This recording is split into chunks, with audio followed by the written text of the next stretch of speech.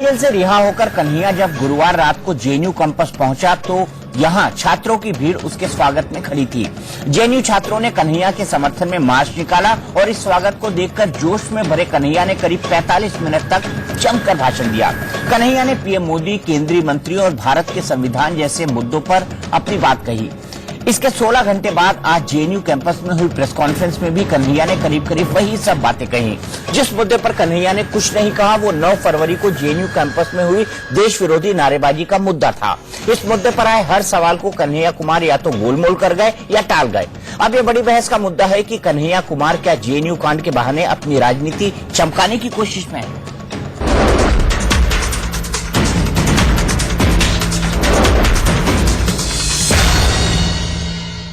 कहते हैं कि अफजल गुरु आपके लिए कौन है, तो मैं कहता हूं कि अफजल गुरु भारत का, भारतीय संविधान के अनुसार इस देश का एक नागरिक था।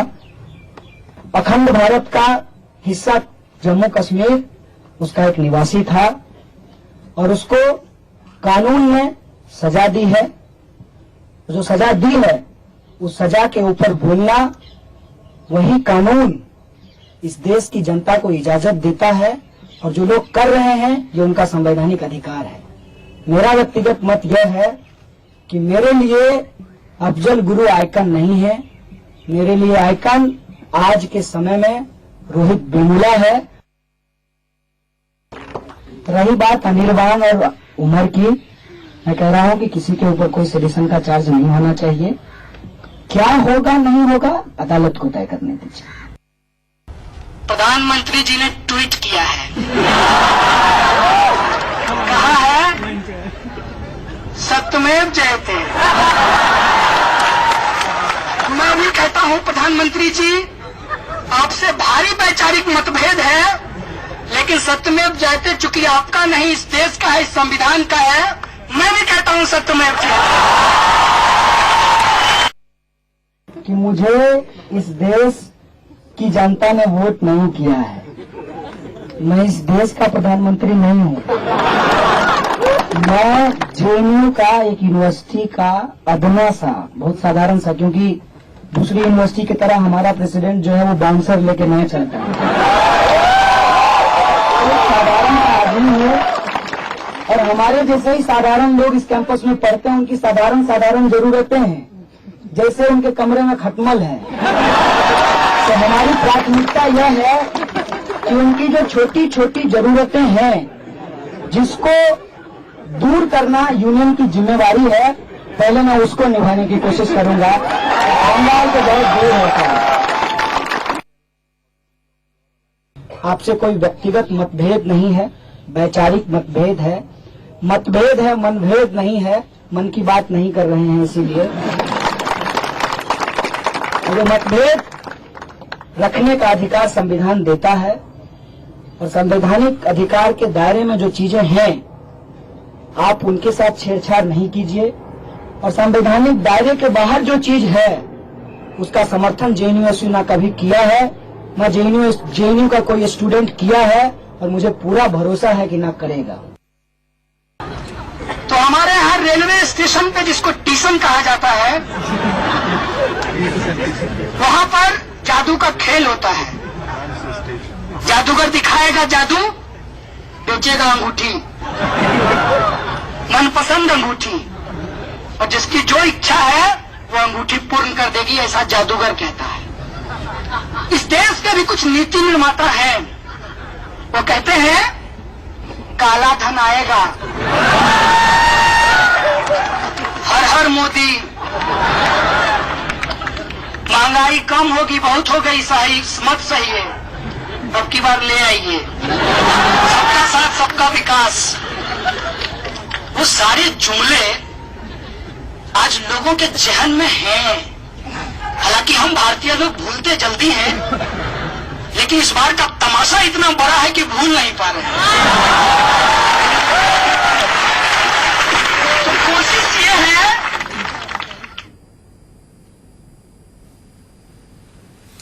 तो तो सवाल यह है कि आज की बड़ी बहस के सवाल क्या हैं? पहला सवाल है, क्या कन्हैया जेएनयू कांड के बहाने अपनी राजनीति चमका रहा है? दूसरा सवाल है, क्या इसके जरिए उमर खालिद और अनिर्बान भट्टाचार्य की रिहाई का रास्ता भी साफ करने की कोशिश हो रही है? तीसरा सवाल है, जेएनयू छात्र संघ अध्यक्ष के तौर पर छात्रों और विश्वविद्यालय की समस्याओं को उठाने की बजाय सियासत की बातें क्यों कर रहा है कन्हैया?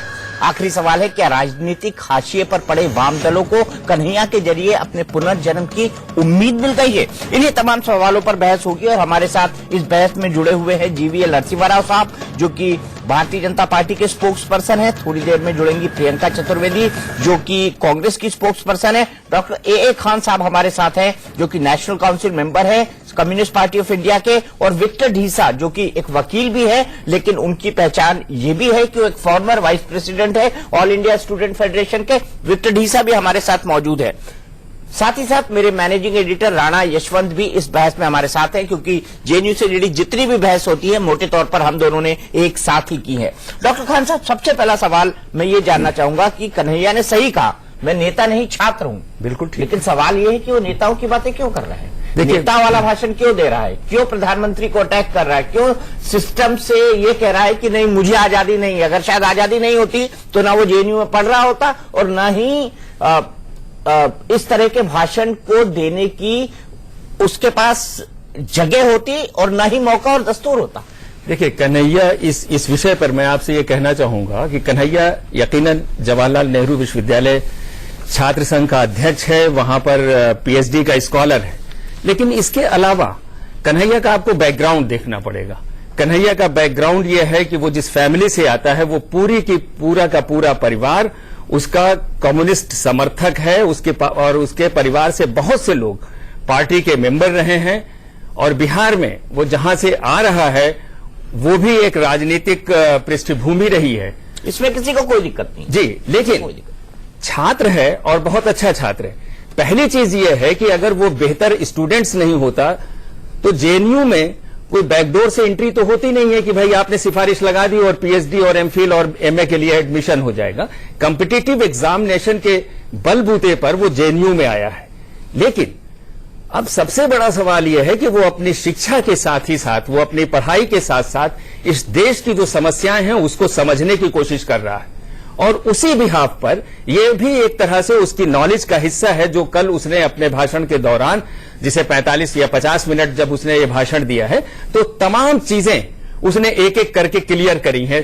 देश के बारे में उसकी सोच क्या है, छात्रों के बारे में वो क्या सोचता है, समाज के अंदर जो भूखमरी, बेरोजगारी या जो दूसरी भी समस्याएं हैं उसके विषय में वो क्या सोच रहा है। ये एक बहुत बड़ी चीज है किसी भी छात्र के लिए, अगर वो छात्र जीवन में रहते रहते वो इस देश की राजनीति को भी समझ रहा है और अपनी पढ़ाई को पूरी तरीके से फोकस कर रहा है। लेकिन एक चीज और ये है कि अगर देश की समस्याएं हैं तो उसके साथ वो छात्रों की समस्याओं को भी सुलझाने और उस समस्याओं को कल के 45 मिनट का भाषण, खान साहब, कल के 45 मिनट का भाषण, उसमें क्या उसने 5% भी छात्रों की समस्याओं के बारे में बोला? वो तो सिर्फ ये कह रहा था कि मोदी जी ने फलाना वादा किया था। एक, मेरे ख्याल से एक पॉलिटिकल एक्टिविस्ट का जिस तरह का भाषण होना चाहिए, एक एक्टिविस्ट भी नहीं बोलूंगा, एक नेता का जिस तरह का भाषण होना चाहिए, वो भाषण उसकी कॉपी था। तो क्या आपको लगता है कि वाम दल अब कन्हैया के सहारे अपनी राजनीति छपकाएंगे? नहीं, सीधा सवाल है जी नहीं, ये बिल्कुल गलत है कि वाम दलों को कोई जरूरत नहीं है कन्हैया के सहारे की। सीताराम येचुरी कह रहे हैं कि उन्हें केरल और बंगाल में चुनाव प्रचार नहीं, हम बिल्कुल ले जाएंगे उसको पूरे देश में जहां जहां जरूरत पड़ेगी। एक मिनट, क्या है, he is the part of that.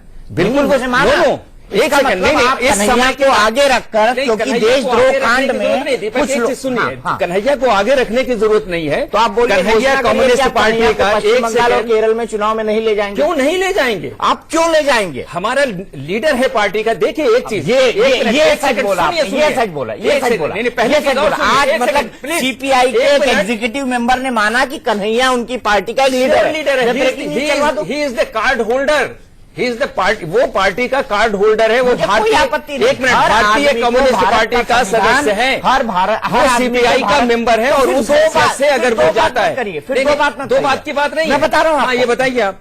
पहली बात आपने ये कही कि वो नेता नहीं, एक छात्र है। नहीं, तो छात्र नेता नहीं हो सकता। आप अगर एक मिनट, अगर 1% अगर आपने अपने छात्र, यूनिवर्सिटी, आपने अपने छात्र टाइम में सर, नहीं, मैंने आप जिस छात्रों के समय टाइम आप में छात्र थे आपने नेतागिरी नहीं करी। मैंने हम नेतागिरी करके करी, आए पर हैं। मैं किसी नहीं, विचारधारा हम से नहीं करके जुड़ा आए था। हैं। हम करके आए हैं। अच्छी बात है। हमारी मैं पार्टी कोई के बुराई अंदर नहीं मानता बहुत है। अच्छे खासे लोग मैं हैं ये कह रहा हूँ, जिन्होंने फिर स्टूडेंट आपको लाइफ स्वीकारने में क्या हक leadership है, फिर क्या आपको चीज? स्वीकारने में क्या हक है कि कन्हैया के बहाने वामपंथी दल अपनी राजनीति चमकाने की कोशिश कर रहे हैं, क्योंकि केरल और सिर्फ पश्चिम कन्हैया बंगाल ही में हमारे यहाँ आपका नहीं है। आधार देखिए, सिकुड़ा है। आज की आप तारीख इसको में- एक्सेप्ट करेंगे कि केरल और पश्चिम बंगाल में आपका जो पुराना जनाधार था, जिस लिफ्ट ने दशकों तक राज किया था, I agree with you. वो सिकुड़ा है। तो अब आप कन्हैया के बहाने जो एक यूथ वोटर एक बहुत बड़ी फोर्स बन गई है, उसको आगे रखकर लेफ्ट के दल अपनी राजनीति चमका रहे हैं। लेफ्ट जिसके लिए विचारधारा सब कुछ होती थी, नेता कुछ नहीं, वही लेफ्ट ये कह रहा है कि विचारधारा को पीछे रखो और एक आदमी को आगे करो, क्योंकि टीवी ने उसको इतनी पब्लिसिटी दे दी है। इसको बनाया जा सकता किसने कहा है कि विचारधारा को आगे पीछे रखो? किसने कहा है? आप आप तो किसी नेता का को स्टेटमेंट मानते दे नहीं दीजिए। ना। आप तो आप नेता को सीताराम मानते ने ही कहा नहीं। है, अगर सीताराम येचुरी ने कहा है, डी राजा ने कहा है, सुधाकर ने कहा, किस लीडर ने लिफ्ट के कहा है कि हम अपनी विचारधारा को पीछे कर रहे हैं? मैं नहीं कह रहा हूं, कन्हैया मैं कह रहा हूं, एक सेकंड एक दीपक, मिनट, एक कन्हैया को कन्हैया बनाने वाले आप जैसे शख्स हैं। हाँ, हाँ। आप जैसे शख्स ने है, मैं तो मान रहा हूं। जी कन्हैया मैं तो को मान रहा हूं। कन्हैया मीडिया ने बनाया। हाँ, तो मैं तो मान रहा हूं। एक वो बच्चा जो आपको अफसोस पढ़ने है? के लिए आता आपको है। अफसोस है इससे? नहीं, मुझे कोई अफसोस नहीं है। मैं तो हाँ, कहता हूँ फिर रोज thank you प्राइम बोलिए टाइम मुझे, में, फिर thank you लेकिन बोलिए। जिस तरह से अरे सर, खान साहब, नेगेटिविटी, प्लीज, प्लीज। एक मिनट, जिस प्लीज, तरह मुझे से thank you नेगेटिव बोल दीजिए प्रचार ना। हुजूर आपने किया है, मैं उसकी बात कर रहा हूँ। मैं कह रहा हूं, आप तमाम thank you बोल दीजिए एक- मुझे। नहीं, मैं आपको जो आपको तो कह रहा हूं- नेता मिल गया ना। नहीं, हमको नेता नहीं मिला, वो नेता पहले से था। आपने अभी कहा प्रचार प्रसार क्या- आपने किया है, नेता वो दरअसल पहले से था हमारा। आप मुझे सिर्फ एक आज बात- भी आप है, सिर्फ- रहेगा वो आप नेता। सिर्फ एक बात बताइए, इसमें कोई दो राय आप नहीं सिर्फ है। एक बात जी, बताइए कि बताइए। क्या कन्हैया के बहाने अब वामपंथी दल पश्चिम बंगाल और केरल के चुनाव में अपनी राजनीति चमकाने की कोशिश नहीं करेंगे? या तो आप कहिए हाँ करेंगे, स्वीकारिए, या ये कहें कि हम कन्हैया को सिर्फ कन्हैया ही नहीं, हमारे पास बहुत से कन्हैया हैं। सिर्फ ना, एक ना, कन्हैया ना, की हम बात आप नहीं करें- करेंगे। जब हम केरल के मेरे ख्याल से केरल बिल्कुल जाएंगे कुछ तो हम बिल्कुल। केरल के इशू पे बात करेंगे। जब हम बंगाल जाएंगे वो तो बंगाल करना के ही इशू पड़ता पे है, बात चुनाव करेंगे। में तो करना ही जी, पड़ता है। बिल्कुल करेंगे, वो तो करना ही पड़ता है। और इसमें इलेक्शन कोई भी डिक्लेयर हो गया, दिक्कत- ठीक है, अच्छी बात है, हम देखिए, जाएंगे। जहाँ तक आप बात कर रहे हैं छात्रों की राजनीति में पार्टिसिपेशन की, तो इसमें बुरा भी क्या है? नहीं, कुछ बुरा हर्ज नहीं, क्या है? मैं कहाँ बोल रहा हूँ बुरा है, सर? जब आप इस तरीके से बात कर रहे हैं कि मैं वो कहाँ बोल रहा हूँ? आप ये कह रहे हैं कि वाम दल जो है उसके नाम पर अपनी राजनीति चमकाने की बात इसमें कर रहे गलत क्या हैं। है? ऐसा नहीं इसमें है। गलत क्या है? आप चमकाने वर्ड क्यों इस्तेमाल करें? हिस्सेदारी की बात करो। हम लोग नहीं, चाहते हैं कि वो आप पार्टिसिपेट दीपक करें। जी, यहाँ देखिए बस- देखिए दीपक जी, ठीक है। एक चीज ध्यान से सुनिए। जब इस देश का टेक्स्ट बुक और जो एजुकेशन जो मिलेगी, खाने को क्या होगा, कितनी फीस होगी, किस बच्चे को जो है किस तरीके की एजुकेशन मिलेगी और कौन कौन से सब्जेक्ट्स होंगे, ये सब चीजें जो है देश की राजनीति डिसाइड करती है। तो देश का छात्र राजनीति क्यों ना करे? नहीं, और करेगा नहीं। एजुकेशनल इंस्टीट्यूशन कन्हैया की उम्र 33 साल की है, 28 बिल्कुल बिल्कुल साल की करनी उम्र है। चाहिए। और वाम दलों को यदि वो उसके सहयोग की जरूरत है, उसके एक्टिव पार्टिसिपेशन की जरूरत है, तो इसमें हर्ज ही क्या है? देश का ये नहीं बात बोल रहे, बिल्कुल मैं तो बिल्कुल, यही तो कह रहा हम हूं। लोग डिनाई नहीं कर रहे खान हैं। साहब नहीं, बोल रहे नहीं, हैं ना, खान साहब बोलते ही है हम लोग कि हाँ, नहीं हमें करते हैं, कन्हैया वो की हमारे जरूरत है। प्रचार प्रसार का हिस्सा हम जरूर बनाएंगे, इसमें हाँ, तो कोई आप दो राय बोलिए नहीं ना है। कि हाँ, मैं हमको कह तो कन्हैया रहा की हूँ, जरूरत है। हम उसको क्यों नहीं? अरे क्यों नहीं? कन्हैया हमें जैसे जरूरत है। तमाम हजारों लाखों लोग नरेंद्र हैं। मोदी की जरूरत है। कन्हैया ही क्यों दीपक? करके कहते हैं कन्हैया ही क्यों? दुनिया हम का तो सबसे- हजारों कन्हैया पैदा दुनिया- करेंगे। दीपक जी, जब नरेंद्र मोदी जी प्रधानमंत्री ये कहते हैं कि दुनिया का सबसे नौजवान देश जो है भारत भारत है, है। हम लोग उस बात पे अपनी सहमति मानते हैं और रखते हैं उस पे। चलो, किसी और उसके बात पे आधार पर आपने देखो प्रधानमंत्री की उसके सहमति मानी। नहीं, देखिए ये अच्छी बात है। हम लोग कि लेफ्ट का कोई एक आदमी नया चेहरा प्रधानमंत्री लेके की बात को हम मान रहा है। युवाओं के नहीं, बीच हम में जा उनके रहे मन की भी हैं, बात कम्युनिस्ट सुनते हैं, पार्टियां लेकिन जा रही हमारे हैं, मन तो की इसमें बात हर्ज सुनते क्या हैं। है? मानते नहीं ना, सुन लेते हैं ये- खाली। एक कान से ये- सुनते हैं, ये- दूसरे से निकाल देते हैं। ये अजीब सी टकराहट है इन लोगों के बीच में। यह आप कहते हैं कि कन्हैया अगर विश्वविद्यालय के परिसर से बाहर निकल करके सक्रिय राजनीति में आ जाता है तो हर्ज क्या है?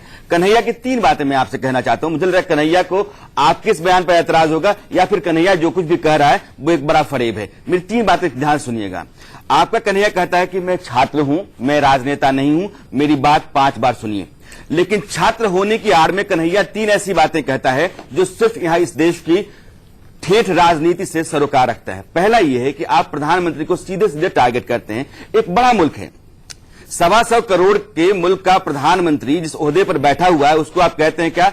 टीसन का जादूगर है। जादूगर जो है वो जादू दिखाता है, बेचता क्या? अंगूठी बेचता है। आप अपने प्रधानमंत्री के बारे में कहते हैं। प्रधानमंत्री के बारे में आप ये कहते हैं। आपने दूसरी बात कही कि लाल कटोरी। आप ये देखो कि लाल कटोरी और नीली कटोरी, दो कटोरियां आपको जेल में मिली। आपको कटोरी कौन सी मिली जेल में मुझे नहीं पता है, लेकिन आप यहां अपनी लाल कटोरी यानी वामपंथ को, ब्लू कटोरी यानी दलित आंदोलन को, जोड़ करके अपनी वामपंथी आंदोलन जो राजनीति है उसकी जो अभी की जरूरत है उस जरूरत को पूरा करने की कोशिश कर रहे हैं। आप यह कहते हैं कि मोदी को 69% की आबादी ने खारिज किया है चुनाव में, 31% वोट लेकर आए हैं। यह पूरी की पूरी इस देश की राजनीति से जुड़े हुए बयान है जिनका किसी भी छात्र नेता से कोई सरोकार नहीं होना चाहिए। इसके बाद कहते हैं आप मैं छात्र नेता हूं। आप छात्र नेता नहीं है, आपने अपनी बाउंड्री को दरअसल पर्दे में रखा है, उस बाउंड्री को आप लांघ गए हैं। एक छात्र नेता को विश्वविद्यालय परिसर के भीतर छात्रों के पढ़ने पढ़ाने, उनकी सुविधा सहूलियत हक जो बराबर मिलता रहे उसकी लड़ाई लड़नी चाहिए थी, ना कि बाहर आकर के देश की सक्रिय राजनीति। तीसरी जो इंपॉर्टेंट बात मैं कह रहा हूं कि आप पूरे देश को ये कहते हैं कि आप खड़ा होइए। इस देश का जो सिविल सोसाइटी इस देश की है वो खड़ा हो, इस देश का आम नागरिक है वो खड़ा हो, किसान खड़ा हो, और मीडिया के आप लोग अगर आपके चैनल में भी आपके साथ अगर ज्यादती होती तो आप खड़ा हो, मेरे साथ आइए, कंधा से कंधा मिलाकर चलिए, आंदोलन करेंगे। अन्ना हजारे बन जाइए, जेपी बन जाइए, आप अपनी भूमिका साफ कीजिए साहब। मेरा सरोकार, मुझे कन्हैया से कोई गुरेज नहीं है, लेकिन कन्हैया की भूमिका साफ होनी चाहिए। आप छात्र नेता हैं, आप नेता हैं, आप सामाजिक कार्यकर्ता हैं, आप अन्ना हजारे बनना चाहते हैं, आप नरेंद्र मोदी या केजरीवाल या राहुल गांधी बनना चाहते हैं, या फिर आप छात्र नेता हैं। यह जो तीनों रूप आपके हैं, जो घालमेल है, यह घालमेल करके आप काम मत कीजिए, देश को मत बरगलाइए। यह देश तो बरगलाया जाता रहा है। आप देश को साफ साफ बताइए कि आप क्या हैं और आपकी भूमिका क्या है, आपकी मंशा क्या है। यह बड़ा जरूरी है। मैं खान साहब के पास आऊं, विक्टर के पास आऊं, उससे पहले मैं जीवीएल नरसिम्हा राव साहब के पास चलूंगा। जीवीएल नरसिम्हा राव साहब, आपकी सरकार की गलतियों ने, लोग तो कह रहे हैं कि एक ची गुवेरा जन्म ले गया, एक नया आंदोलनकारी जन्म ले गया, दुनिया को एक नया नेता मिल गया। प्रधानमंत्री ने सुबह बात करी कि एक नेता मिलना चाहिए और एक नेता मिल गया, ये राजनीति का नया स्टार्टअप है। मिलिंद देवड़ा ने तो यहां तक एसएमएस किया है। तो आपके लिए खतरे की घंटी नहीं है कन्हैया अरविंद केजरीवाल की तरह? नहीं दीपक जी, ये कम्युनिस्ट पार्टियों का और खासकर सीपीआई का, सीपीआईएम का और कांग्रेस पार्टी का भी दिवालापन साबित होता है। जिस प्रकार की बयान आप खुद बता रहे हैं, मैंने इसमें कुछ बयान नहीं पढ़ा है, इतने कोई खास नेता नहीं है ये, तो इसलिए कांग्रेस पार्टी भी इनके पीछे भागना चाहती है।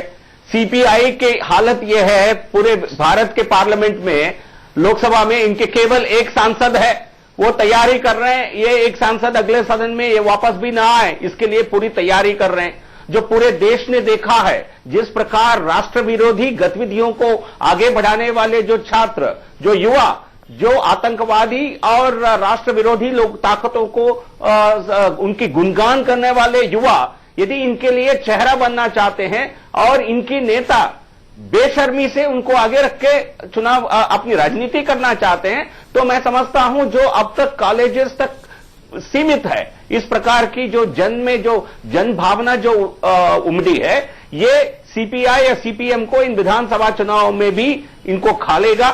और जो उम्मीद कर रहे हैं किसके खिलाफ लड़ने वाले हैं ये केरल में, और किस सामंतवाद से लड़ने वाले हैं, किस डायनेस्टी से आप लड़ने वाले हैं, किस पार्टी के भ्रष्टाचार से लड़ने वाले हैं, तो पहले ये सारा तैयार करें, पहले अपने युवा को ये समझाएं। पूरे इसे देखिए, जब गलत काम करते हैं तब भी आप सुर्खियों में रहते हैं, बने रहते हैं। आतंकवादी अफजल गुरु की हम इतना चर्चा कर रहे हैं और उनको अपने सर पर रखकर घूमने वाले छात्रों की चर्चा करना स्वाभाविक है। यदि आपको इसमें पॉपुलैरिटी नजर आती है, आपकी नजर में कहीं ना कहीं कमी है, मैं स्वागत करता हूं ऐसे लोगों को घुमाया जाए, ताकि ये बेशर्मी की और राष्ट्र विरोधी जो इनकी कर्मों की पूरे देश की जनता जाने। इनके पूरे देश में घुमाइए, राहुल गांधी के साथ भी घुमाइए, सीताराम येचुरी के साथ भी घुमाइए। मैं समझता हूं ये इसको और जलील करना नहीं। नरसिम्हा साहब, यहाँ दो बातें, मुझे ब्रेक पे जाना है, हम डिस्कशन पे बाद में आएंगे, लेकिन मैं प्रियंका को जोड़ना चाहता हूं। प्रियंका जी, राहुल गांधी ने अपना एक कॉम्पिटिटर खड़ा कर दिया है जो शायद युवाओं की सोच को, युवाओं को राहुल गांधी से बेहतर समझता है, और आपके नेता ये कह रहे हैं, मैं नहीं कह रहा हूं, आपके नेताओं के ट्वीट देख लीजिए, आपके सहयोगियों के ट्वीट देख लीजिए, तो Rahul Gandhi has a tough competition now. नहीं, कंपटीशन तो आप लोगों के दिमाग में है। कंपटीशन जो खड़े हुए हैं, अगर वो आइडियोलॉजी की बात करते हैं और उससे सहमति हम रखते हैं, तो वो उसका मतलब हम कंपटीशन नहीं खड़ा कर रहे हैं। मैं भारतीय जनता पार्टी के प्रवक्ता बोल रहे थे, दिवालापन दिखता है। दिवालापन तो भारतीय जनता पार्टी का दिख रहा है, जिस तरीके से वाहियात शब्दों का इस्तेमाल किया जा रहा है अपने ऑपोजिशन के बारे में। दिवालापन तो इनका दिखता है जहां पे एक प्रधानमंत्री जो युवाओं से कहते थे कि आओ देश की राजनीति से जुड़ो, और जब वो जुड़कर पूछते हैं, प्रश्न उठाते हैं सरकार से या प्रधानमंत्री से, उनको सेडिशन पे अरेस्ट कर दिया जाता है। अरे ना ना ना प्रियंका जी, यहाँ पे आप गलत है। उन्होंने प्रधानमंत्री से कोई सवाल नहीं उठाया। एबीवीपी से प्रियंका जी थोड़ा सा फैक्ट आप भी करेक्ट कर लीजिए। प्रियंका जी थोड़ा सा फैक्ट आप भी करेक्ट कर लीजिए। प्रधानमंत्री की आलोचना करने पर वो जेल नहीं गए, उन पर आरोप ये लगा है और बाकायदा हाईकोर्ट ने टिप्पणियां की हैं, जिससे आपकी पार्टी भी इत्तेफाक रखती है, क्योंकि आप चाहकर भी हाईकोर्ट के खिलाफ कुछ नहीं बोल सकते। तो मैं आपसे ये ठीक करना चाहता हूँ। चौरसिया जी, मैं उम्मीद करती थी, चौरसिया जी, मैं भी आपसे ये उम्मीद रखती थी कि आप इतनी आवाज उठाकर अगर मुझे पूरी बात कंप्लीट कर लेते कन्हैया को आवाज उठाने का हक है, मुझे नहीं। समझ में आ जाता मैं क्या कहने की प्रियंका जी, कोशिश कर रही हूँ। कन्हैया को आवाज उठाने का हक है, मुझे नहीं। ये तो डबल स्टैंडर्ड होगा आपकी पार्टी के। हाईकोर्ट ने जब बेल दी है, हाईकोर्ट ने जो बेल दी है, आपने पूरी हाईकोर्ट बेल ऑर्डर नहीं पढ़ा है, जहां पे दिल्ली पुलिस ने बहुत क्लियरली कहा है कि कन्हैया के ऊपर कोई एविडेंस नहीं है, कोई वीडियो एविडेंस नहीं है। वीडियो एविडेंस अच्छा, मुझे बताइए आप कानून को इतनी अच्छी तरह समझते हैं, कोई खून होता है तो उसका वीडियो शूट होता है क्या? अगर कोई खून होता है उसका वीडियो शूट होता है क्या? मैं तो कानून का वही कोर्ट ऑर्डर पढ़ रही हूँ जो शायद आपने, जो हिस्से आपने पढ़े नहीं थे, मैं आपको पढ़कर सुना रही हूँ। अरे प्रियंका जी, मैं ये पूछ रहा हूँ आपसे, मैं तो बड़ा छोटा सा सवाल पूछ रहा हूँ। क्या जब मर्डर होता है तो उसकी वीडियो रिकॉर्डिंग होती है कि वीडियो फुटेज के आधार पर ही कोर्ट सजा देगा? मैं सिर्फ ये सवाल पूछ रहा हूँ आपसे, मुझे बता दीजिए इसका जवाब। क्या अगर मर्डर होता है तो इसकी वीडियो रिकॉर्डिंग होती है? इसका जवाब मैं दूंगा। एक सेकंड, उसी वीडियो के बेसिस के ऊपर जो वीडियो आपके पास आए हुए थे 11 तारीख को 9 तारीख का शूट किया हुआ, उसी बेसिस पर आपने अपनी पूरी टीवी की जो रिपोर्ट की है, जो कवरेज की है, उसी को किया है आपने। साफ करना पड़ेगा जी नहीं, तो उसी पर आपने चलाया। देखिए, अगर 10 लोग बोलेंगे तो मैं चुप ही हो जाती हूँ। ठीक है, ठीक है, बोलिए। आप खत्म करिए। या बोलने के लिए अगर बुलाया है तो मैं बोल सकती हूँ, डिबेट के लिए बुलाया हो तो मैं बोल सकती हूँ, अगर आपने ऑलरेडी जजमेंट कर लिया है तो मैं चुप हो जाती हूँ। अरे नहीं, आपके नए राजनीतिक सहयोगी हैं जो बीच में बोल रहे हैं, मैं नहीं बोल रहा हूँ। माफी चाहता हूँ, आप गलत समझ रही है प्रियंका जी। आप बोलिए, आप बहुत जल्दी नाराज हो जाती है। चलिए आप बोलिए। नहीं, जो भी हैं, मैं उनसे कहूंगी कि रिक्वेस्ट है कि आप जरा सुनने की भी सहन शक्ति रखिए। जो भी हो, मैं नहीं जानती हूँ कौन बीच में टोक रहे हैं, क्योंकि आप ज्यादा टोक रहे थे, चिल्ला कर टोक रहे थे, इसलिए मैंने आपसे रिक्वेस्ट की है। सवाल अगर जजमेंट नहीं ले लिया हो तो मैं यहाँ पे आकर डिबेट करूं, वरना मैं डिबेट ही ना करूं अगर डिसीजन हो चुका है। ब्रेक के बाद ही कर लेते। अच्छा चलिए, ब्रेक के बाद आते हैं, फिर आप सोच लीजिए। लेकिन प्रियंका जी, ये भी नहीं हो सकता ना कि हरी कथा अनंता चलती रहे, इसीलिए मैं आपको बीच में टोका था, क्योंकि मुझे लगा कि एक पर्टिनेंट सवाल पूछने की जरूरत है। अगर आपको गलत लगा हो तो मैं माफी चाहता हूं। ब्रेक के बाद आपके तो सीधे चलते हैं प्रियंका चतुर्वेदी जी के पास। हम बात कर रहे हैं कि क्या कन्हैया के बहाने लेफ्ट की राजनीतिक पार्टी अपनी राजनीति चमकाने की कोशिश कर रही है, क्योंकि केरल और पश्चिम बंगाल दोनों में चुनाव सामने है। प्रियंका जी, मेरा बड़ा सीधा सवाल है, और सीधा सवाल यह है कि क्या आपको नहीं लगता कि कांग्रेस के इस स्टैंड के बाद आपको यह भी पता होगा कि एबीवीपी और एनएसयूआई जेएनयू में साथ साथ काम करती हैं, क्योंकि उनको लगता है कि वहां पर लेफ्ट की ऑर्गेनाइजेशंस उनके लिए बहुत बड़ा खतरा है। एबीवीपी और एनएसयू मिलकर वहां पर एक रेजोल्यूशन लाई कि अरुणाचल प्रदेश भारत का हिस्सा है, जिसको लेफ्ट के जो लोग थे उन्होंने गिरा दिया। ये आप फैक्ट चेक कर सकती है, क्योंकि ये फैक्ट डिबेट में कई बार आ रहा है। कई बार कई छात्रों ने बताया, चाहे वो एबीवीपी से जुड़े थे, चाहे वो न्यूट्रल छात्र थे, उन्होंने ये बात मुझे बताई। अब मैं आपसे ये जानना चाहता हूं कि कहीं इस बात का समर्थन करके कि फ्रीडम ऑफ एक्सप्रेशन होना चाहिए, या नरेंद्र मोदी जी के लिए जो आप लोगों के मन में है कि भाई अटैक होते रहना चाहिए आरएसएस और प्रधानमंत्री जी पे, राजनीतिक अटैक की बात कर रहा हूं मैं, तो उन तमाम चीजों को देखते हुए आपको नहीं लगता कि कांग्रेस ने कन्हैया के साथ और लेफ्ट पार्टियों के साथ खड़े होकर गलती कर दी है, पॉलिटिकल मिस्टेक? हाँ, हम ऐसा है चौरसिया जी, और मैं आपसे रिक्वेस्ट इसलिए कर रही हूँ, मुझे 2 मिनट दीजिए, क्योंकि आपने मुझे डिबेट में ही आधे घंटे बाद लिया है। काफी समय से आप लोगों की सबकी सुन रही हूँ, तो 2 मिनट अगर मैं आपसे एक्सपेक्ट कर लूँ, मैं चाहूंगी कि आप मेरे रिक्वेस्ट को एक्सेप्ट करें और रिस्पेक्ट करें। अब मैं बस ये बोलना चाहती हूं, हमारी राजनीति बहुत स्पष्ट है और राजनीति कन्हैया के लिए नहीं है, ना ही बाकी उन लोगों के लिए है जो इस सरकार के खिलाफ अगर उन्होंने आवाज उठाई है तो उनको अरेस्ट कर लिया जाता है। एक सिर्फ कन्हैया नहीं है, कन्हैया तो एक मैं कहूंगी भारतीय जनता पार्टी के लिए एक पॉलिटिकल टूल बन गया, जहां पे वो अपना नेशनलिज्म का नरेटिव उत्तर प्रदेश में फैलाने में लगे हुए हैं। उत्तर प्रदेश में इनका काम चल रहा है, सब जानते हैं। तो अभी स्पष्ट आता जा रहा है किस तरीके से डॉक्टर्ड वीडियोस चले गए थे, डॉक्टर्ड वीडियोस का नरेटिव चला था, किसने फैलाया ये भी स्पष्ट हो रहा है।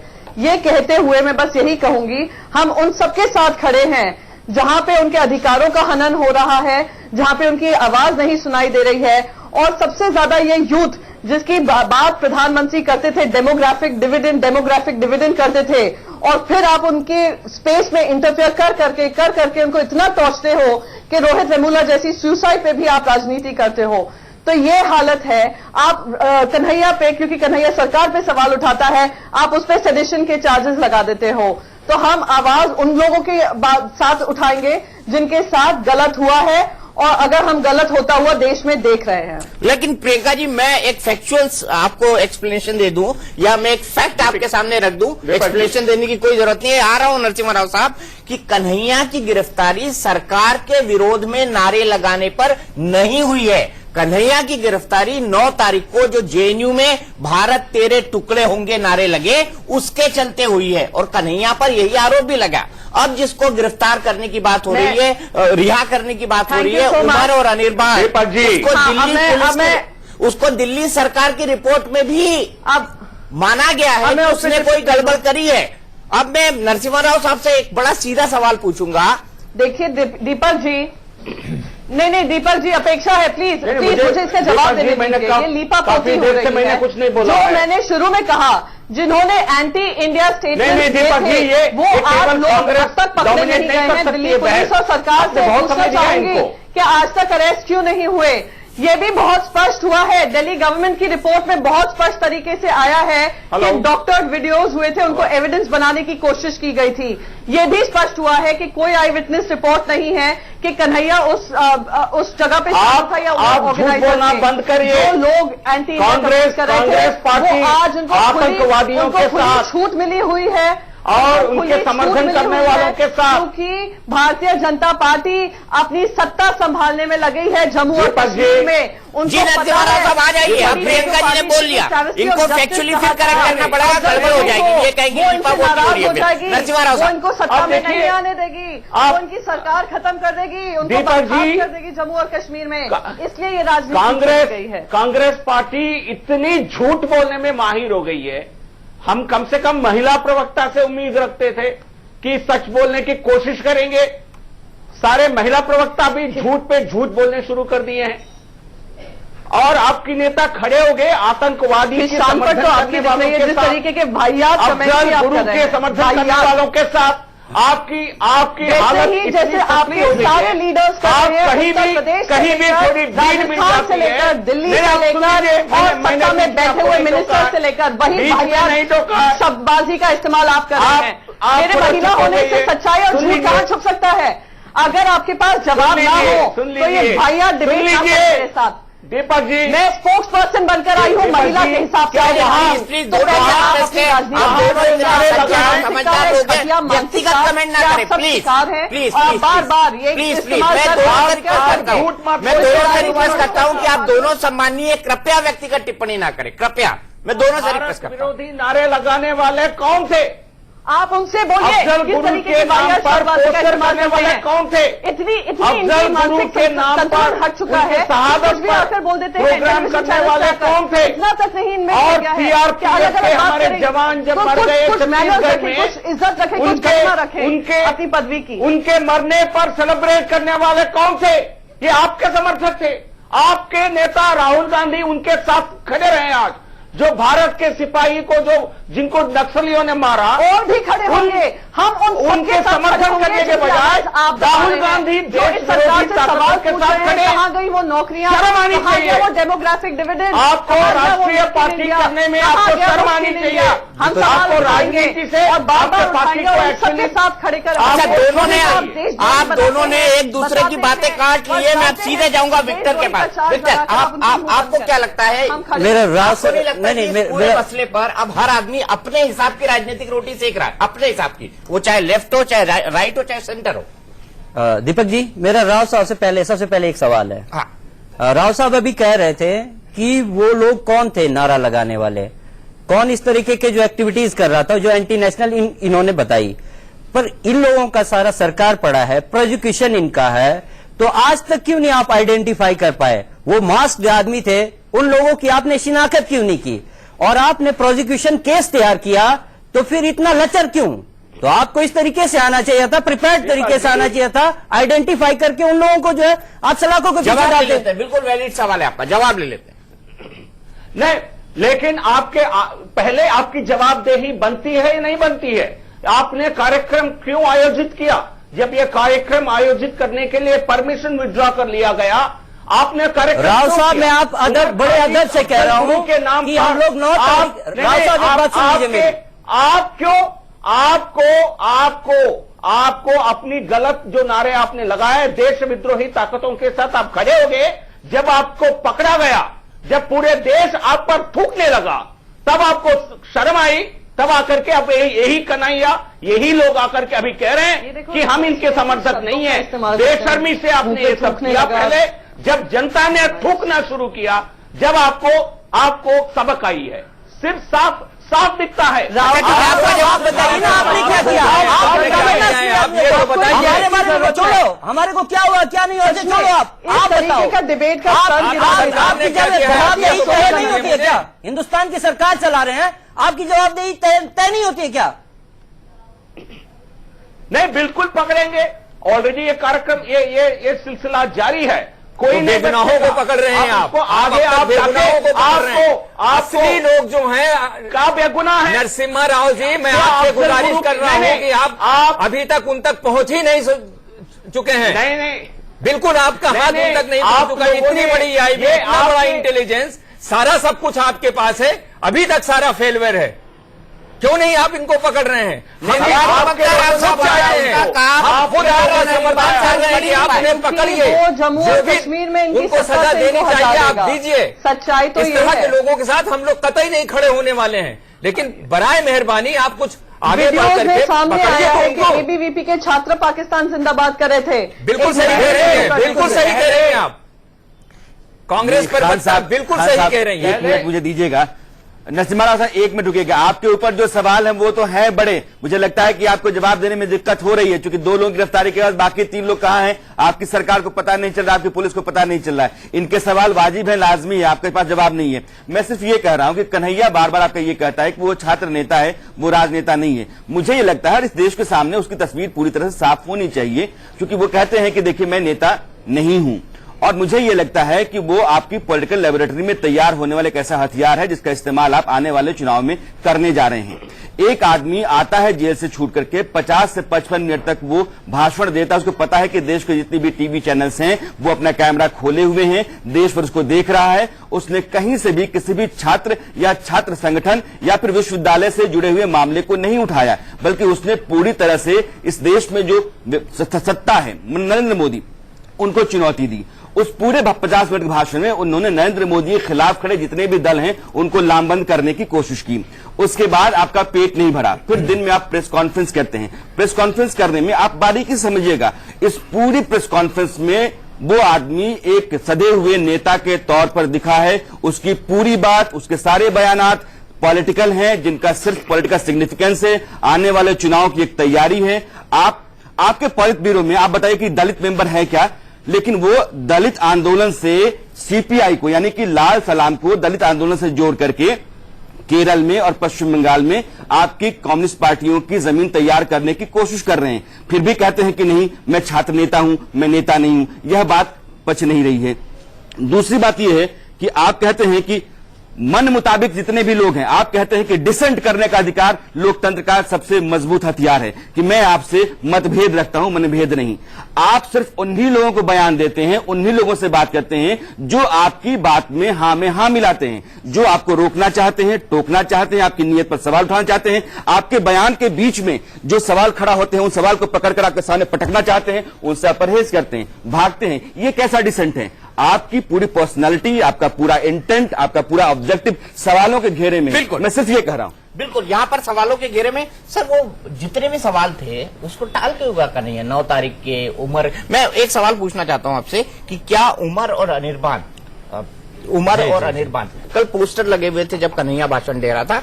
दिल्ली सरकार की रिपोर्ट ने भी कहा है कि उमर का रोल जो है वो इन्वेस्टिगेट होना चाहिए, और साथ ही साथ अनिर्बान के बारे में भी इसी तरह का संकेत है कि उनके खिलाफ सबूत मिले हैं, वीडियो सबूत भी उनके खिलाफ है। ये भी उस रिपोर्ट के अंदर कहा गया। मैं दिल्ली अरविंद केजरीवाल जी की रिपोर्ट कोट कर रहा हूं। मुझे बताइए कि क्या आपकी पार्टी और कन्हैया अब उनको जेल से छोड़ने की वकालत कर रहा है? क्या आप भी ये वकालत कर रहे हैं? नहीं, मैं एक चीज कहूंगा कि मीडिया ट्रायल में ये सारे सबूत जो आज आप ये मीडिया ट्रायल क्यों कर रहे हैं समझ में नहीं आता है। खान साहब, सवाल ये है कि मीडिया अपनी बात करता है, मीडिया ट्रायल हो जाता है। दो चीजें हैं, बिल्कुल 100% आप में। अरे आप अनिर्बान के साथ खड़े हैं, मैं अनिर्बान के साथ खड़े हैं या नहीं खड़ा हूं वो दूसरी चीज है। नहीं, लेकिन आज से एक हफ्ते पहले देश के तमाम चैनल्स जो गलत है, गलत ट्रायल हो जाता है। कन्हैया के ऊपर सारे इल्जाम आप लगा रहे थे लगातार, इसको मीडिया ट्रायल नहीं कहेगा। अरे दूसरा ट्रायल सुन लीजिए, दूसरा ट्रायल कोर्ट में हो रहा है।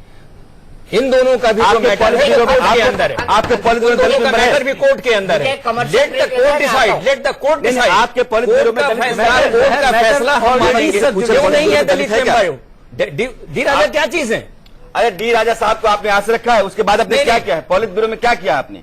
क्यों नहीं? ये सवाल आप पूछने वाले कौन होते? हमारे यहाँ दलित भी है, पिछड़ा भी है। मैं देखिए कोई फरेबबाजी नहीं है। हम सवाल करें तो आप ये फरेब जैसा अल्फाज इस्तेमाल नहीं करेंगे। सवाल करें तो सवाल करने का आप झूठ बोले तो लेकिन ये फरेब जैसा। कन्हैया कहते हैं मैं नेता नहीं विद्यार्थी हूं, मेरा काम पढ़ाई करना है, लेकिन क्या वो पढ़ाई कर रहे हैं? ये भी एक बड़ा सवाल है। खान साहब से एक सवाल पूछूंगा। खान साहब, कल साफ साफ ये मांग हुई कि उमर खालिद और अनिर्बान को छोड़ देना चाहिए। जब कल 50 मिनट का जो भाषण था उसके सामने बड़े बड़े प्ले कार्ड लगे थे जिसमें बराबर ये मांग की गई। क्या आपकी पार्टी भी मांग करती है जिम्मेदारी के साथ कि उमर खालिद और अनिर्बान को छोड़ देना चाहिए? क्योंकि कन्हैया तो सच्चा है, कन्हैया ने तो आपके हिसाब से, आपकी पार्टी के हिसाब से कुछ गलत काम नहीं किया, ये आपकी पार्टी का वर्जन है। तो क्या उमर खालिद और अनिर्बान भट्टाचार्य को भी छोड़ देना चाहिए? नहीं, जिस तरह की पोजीशन कन्हैया की थी, आज सेम उसी पोजीशन में आप लोगों ने ला करके उन दोनों को भी खड़ा कर दिया है।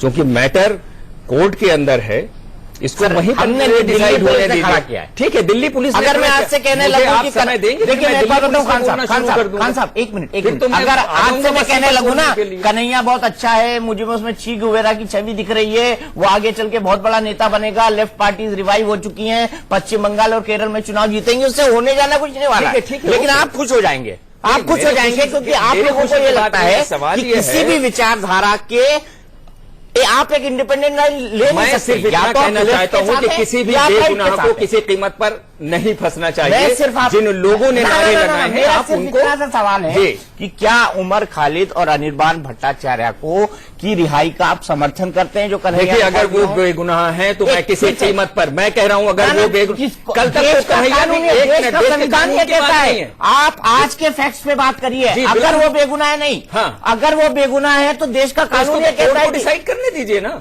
ये कोर्ट को डिसाइड करने दीजिए। क्यों डिसाइड कर रहा है? मैं फिर आपसे जानना चाह रहा हूं, तो फिर कन्हैया ये कैसे डिसाइड कर रहा है कि बिना सब कुछ छोड़ के कोर्ट उनको छोड़ दे? देखिए, फ्रॉम द डे वन हम कन्हैया की भी डिमांड कर रहे थे उसको छोड़ने की। जिस रोज ये हादसा हुआ है, जिस समय हुआ है, उसी समय से हमारी क्या डिमांड थी? कन्हैया को रिलीज करने की।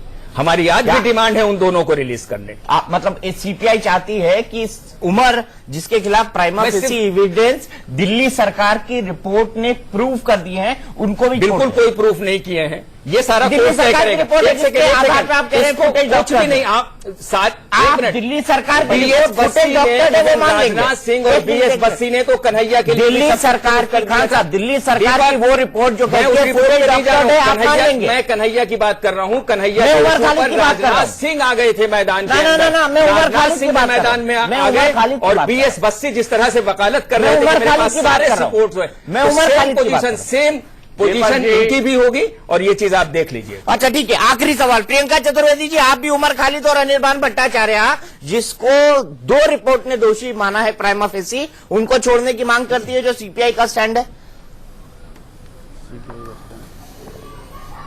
एक सेकंड चौरसिया जी, मुझे बहुत अफसोस हो रहा है कि आप हर चीज क्लब करने की कोशिश कर रहे हैं और उस पर लीपापोती करने की कोशिश कर रहे हैं। हाँ तो गई Priyanka ji, I take strong objection, I take strong objection, I take strong objection. I am sorry, I am sorry, I am sorry, कहा है, I am sorry, I am sorry, I take strong objection. आपने मुझे बोला unlimited time दीजिए, मैंने आपको दिया, लेकिन आप इस तरह से एलिगेशन नहीं लगा सकते। जो करेंगे हम साथ में खड़े रहेंगे क्या? मुझे आप मुझ पे क्यों एलिगेशन लगा रही हैं? एलिगेशन मेरी पार्टी पे लगा सकते हैं। आप अपनी डिबेट मैं आपसे सवाल पूछ रहा हूँ, मैं आपसे सवाल पूछ रहा हूँ और जी ये मेरा प्रोग्राम है, ये मेरा प्रोग्राम है। मैं आपको फिर से क्लैरिफिकेशन दे रही हूँ। मैं आपका प्रोग्राम का मतलब ये नहीं है कि आप लीपापोती करें मुझे प्रूव कर दीजिए मैंने क्या लीपापोती की है। में गई हूँ, मुझे प्रूव कर दीजिए मैंने क्या लीपापोती की है, बताइए। क्या मैंने आपको मौका नहीं दिया? क्या मैंने आपको मौका नहीं दिया? क्या मैं सवाल नहीं पूछूं आपसे? आपने हाईकोर्ट का मौका देने की क्या मैं आपकी जबान बोलूं? क्या मैं आपकी जबान बोलूं तो मैं निष्पक्ष कहलाऊंगा? ना मिले मुझे बताइए, क्या मैं आपकी जबान बोलूं तो मैं निष्पक्ष कहलाऊंगा? मैं टीवी स्क्रीन पे आकर पट्टी मुंह पे लगाकर बैठ जाऊं क्योंकि आपने डिसाइड कर लिया है। आपने ये भी डिसाइड कर लिया है कांग्रेस का क्या स्टैंड है। आपने ये भी डिसाइड कर लिया है। मैंने अगर एक प्रोग्राम के दौरान Priyanka ji, let me be very clear, ये सरकार Priyanka ji as a spokesperson, as a spokesperson, आज तक मैंने आपको 3 साल में कभी नहीं काटा। आसाम में आज तक आप एक इंसिडेंट बता दीजिए। मैं आपसे भी, मैंने आज तक 3 साल में मैंने कभी आपसे ये नहीं कहा है आपको जो सूट नहीं करता आप एलिगेशन लगाएंगे। मैं अफसोस I am not a political person. पहली बार मैंने देखा है, मुझे बहुत अफसोस हो रहा है आप पर। मैंने देखा है कि आप जज बनकर बैठे हुए हैं। मैं बिल्कुल जज नहीं बना। क्या मैं आपसे सवाल भी नहीं किया हुआ है? दिक्कत ये है, मैं कुछ भी कह लूं, आप चाहते हैं कि हम आपके आपकी सहूलियत के मुताबिक हम शो करें, आपकी सहूलियत सुविधा के मुताबिक सवाल किए जाएं, आपके मुताबिक समय तय किए जाएं। तो प्रियंका जी हमारी भी तो कुछ सीमाएं हैं ना। सर ऐसा है, मैं प्रवक्ता 2014 से पहले बनी थी जब कांग्रेस पे हर तरीके से आरोप लग रहे थे, वार हो रहे थे, और मैं हर टेलीविजन डिबेट पे गई हूं जहां पे कांग्रेस पे आरोप लगे हैं। दिक्कत यह प्रियंका जी कि जब कभी भी सवाल कोई टेढ़ा होता है जिसका जवाब देने में आपको दिक्कत होती है तो आप उल्टा सवाल दाग देती हैं और इस तरह के आरोप लगा देती हैं। मुझे अफसोस है कि आपकी इज्जत हम बहुत करते हैं, लेकिन मुझे अफसोस है कि आप इस तरह के भी इल्जाम लगा देती हैं। ओपिनियन भी रिस्पेक्ट करना जरूरी है। अफसोस है मैं हर प्रियंका जी आप इस डिबेट की बात कर लीजिए। प्रियंका जी आप इस डिबेट की बात कर लीजिए। आपने कहा मुझे अनइंटरप्टेड बोलने दीजिए, मैंने आपको अनइंटरप्टेड बोलने दिया, लेकिन मैं वो सवाल नहीं पूछ सकता जो आप चाहती हैं, या मैं अपना ओपिनियन उस हिसाब से नहीं देता जो आप चाहती हैं। नहीं सर चौरसिया जी, 3 साल से मैं भी आपके शोज पे आ रही हूं। मैंने कभी भी ऐसा जवाब देने में कभी कष्ट नहीं देखा है कि आपने मुझसे कोई तीखा सवाल पूछा हो, मैंने जवाब नहीं दिया। नहीं माफ कीजिए, तीखा सवाल पूछना मेरा काम है कि एक डिबेट जो है जहां पे नहीं आप पूछिए। नहीं आपने मुझ पर आरोप लगाया है प्रियंका जी, आपने मुझ पर आरोप लगाया है जो बहुत गलत है। It's really unfortunate. नहीं मैंने आज तक कभी किसी गेस्ट के ऊपर रन नहीं किया है। Independent I am sorry sir, with all due respect to you, मैं आपके डिबेट पे काफी टाइम से आ रही हूं। अगर मैं आपको ये अपना ओपिनियन दे रही हूं तो आपको भी उसका सम्मान करने की जरूरत है। आपने बहुत तीखा टिप्पणी की है,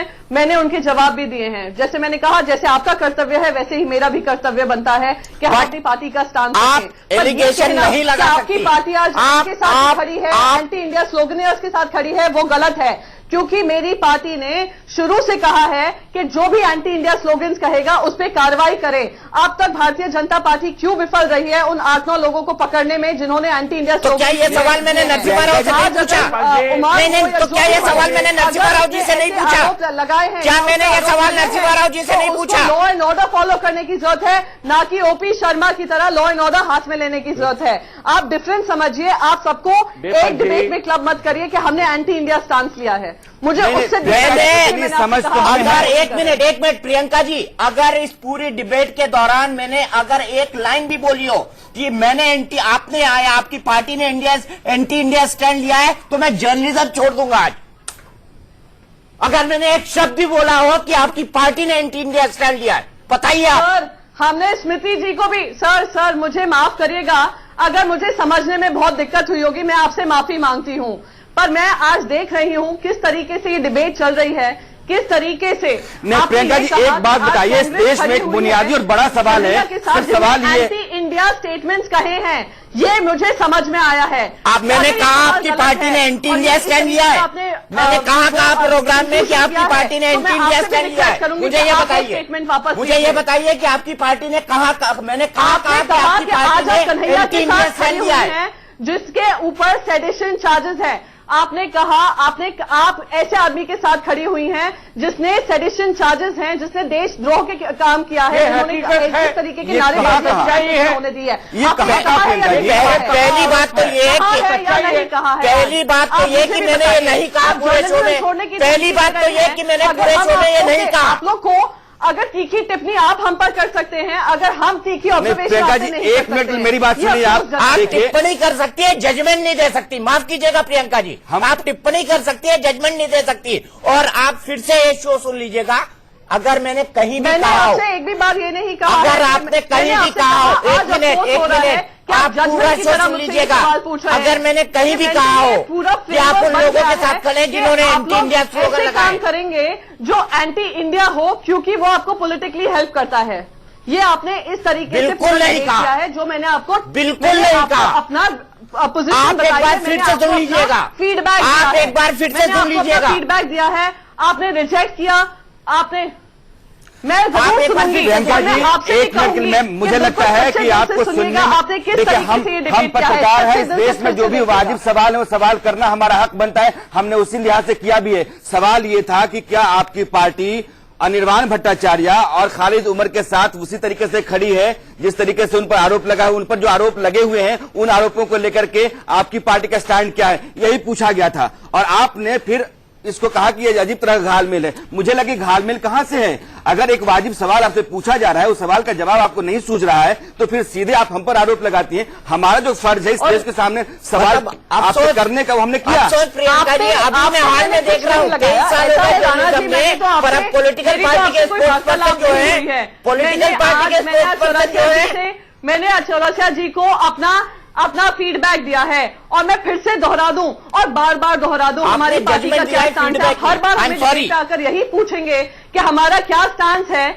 आपने स्टांस लिया है, आपने बार बार यही सवाल पूछते हैं कि आप उमर के साथ खड़े हैं, क्या आप अनिर्बाण के साथ खड़े हैं। हम ऐसे किसी के साथ नहीं खड़े हैं जिन्होंने देश के खिलाफ बात की होगी, पर वो आप नहीं डिसाइड कर सकते हैं, मैं नहीं डिसाइड कर सकती। हमने कहा हम डिसाइड करने वाले हैं। हम सिर्फ यह पूछना चाहते थे कि आपकी पार्टी की राय अनिर्बाण भट्टाचार्य और खालिद उमर के बारे में क्या है, किसके साथ खड़े हुए हैं।